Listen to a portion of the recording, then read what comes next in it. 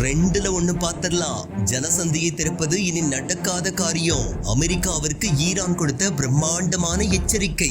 வளைகுடா அரசியல்ல இப்போ ஒரு பிரம்மாண்டமான ராஜதந்திர பூகம்பம் வெடிச்சிருக்குன்னே சொல்லலாம். நீங்க முற்றுகையை கைவிடுற வரைக்கும் ஹார்மோஸ் ஜனசந்தியை திறக்கிறது அப்படிங்கிற ஒரு பேச்சுக்கே இடமில்லைன்னு ஈரானிய சபாநாயகர் காலிபாஃப் பகிரங்கமா முழக்கம் விட்டிருக்கிறாரு. ட்ரம்போட முற்றுகை ஒரு அப்பட்டமான போர் நிறுத்த மீறல் அப்படின்னு ஈரான் சொல்லியிருக்கிற அந்த திக்திக்கான ஒரு தகவலோ சியோனிச போர் வெறிக்கு முற்றுப்புள்ளி வை அப்படின்னு அவங்க விடுத்திருக்கிற எச்சரிக்கையும் தான் இப்ப உலகத்தையே அதிர வச்சிருக்கு. இதுல இன்னொரு நெருக்கடியான விஷயம் என்னன்னு கேட்டீங்கன்னா, ஈரான் எதுக்கும் பணியாம இப்ப ஜனசந்தியை முடக்கி வச்சிருக்கிற அந்த பகீர் நிலைமையோ பேச்சுவார்த்தை மேசையில விழுந்திருக்கிற அந்த பெரிய முட்டுக்கட்டையும் தான் சொல்லப்படுது. போர் தீவிரமாகுமா அப்படிங்கிறது இந்த ஒரு விஷயத்தை வச்சுதான் முடிவும் செய்யப்படுதான்.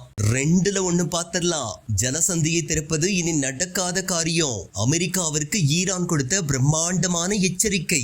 வளைகுடா அரசியல்ல இப்போ ஒரு பிரம்மாண்டமான ராஜதந்திர பூகம்பம் வெடிச்சிருக்குன்னே சொல்லலாம். நீங்க முற்றுகையை கைவிடுற வரைக்கும் ஹார்மோஸ் ஜனசந்தியை திறக்கிறது அப்படிங்கிற ஒரு பேச்சுக்கே இடமில்லைன்னு ஈரானிய சபாநாயகர் காலிபாஃப் பகிரங்கமா முழக்கம் விட்டிருக்கிறாரு. ட்ரம்போட முற்றுகை ஒரு அப்பட்டமான போர் நிறுத்த மீறல் அப்படின்னு ஈரான் சொல்லியிருக்கிற அந்த திக்திக்கான ஒரு தகவலோ சியோனிச போர் வெறிக்கு முற்றுப்புள்ளி வை அப்படின்னு அவங்க விடுத்திருக்கிற எச்சரிக்கையும் தான் இப்ப உலகத்தையே அதிர வச்சிருக்கு. இதுல இன்னொரு நெருக்கடியான விஷயம் என்னன்னு கேட்டீங்கன்னா, ஈரான் எதுக்கும் பணியாம இப்ப ஜனசந்தியை முடக்கி வச்சிருக்கிற அந்த பகீர் நிலைமையோ பேச்சுவார்த்தை மேசையில விழுந்திருக்கிற அந்த பெரிய முட்டுக்கட்டையும் தான் சொல்லப்படுது. போர் தீவிரமாகுமா அப்படிங்கிறது இந்த ஒரு விஷயத்தை வச்சுதான் முடிவும் செய்யப்படுதான்.